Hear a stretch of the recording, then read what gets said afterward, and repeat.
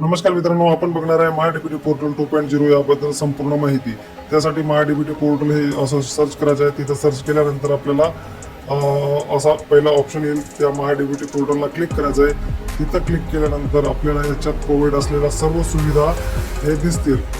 ठीक आहे, तिथे क्लिक केल्यानंतर बघा उजव्या साईडला आपल्याला दिसतील post matric scholarship, farmer scheme, त्याच्यानंतर खावटी अनुदान, म्हणजेच एकूण महाराष्ट्र सरकारने सगळ्या सुविधा जे डीबीटी थ्रू आपल्याला पेमेंट होतात त्या सगळ्या एकाच ठिकाणी आपल्याला प्रोव्हाइड करून दिलेल्या आहेत।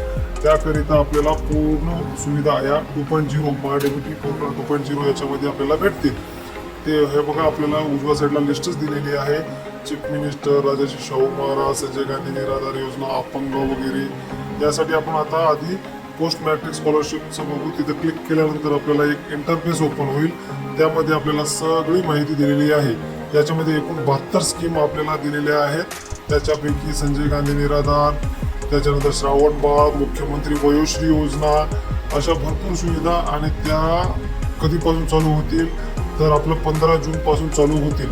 महाडीबीटी 2.0 हा पोर्टल 15 जून 2026 पासून चालू होतील।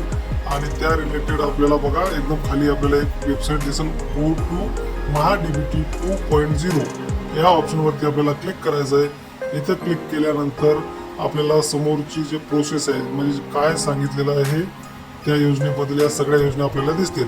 याच्यामध्ये आपल्याला महाविद्यालयीन विद्यार्थ्यांकरिता, शालेय विद्यार्थी, शेतकरीसाठी 20 योजना आहे, महाविद्यालयीन विद्यार्थ्यांसाठी 54, त्याच्यानंतर निवृत्ती वेतन, वेतनधारक यांच्यासाठी वेगळ्या, अशा सगळ्या त्यांचे लाभ, त्यांच्या म्हणजे आपल्याला कोणत्या योजनेसाठी काय डॉक्युमेंट लागतात, या सगळ्या गोष्टी आपल्याला एकाच वेबसाईटला प्रोव्हाइड करण्यात आलेल्या आहे। महाराष्ट्र सरकारचा हा एकदम चांगला दृष्टिकोन आहे। आणि अशाच नवनवीन माहितीसाठी आपल्या चॅनलला लाईक, शेअर आणि सबस्क्राईब करायला विसरू नका।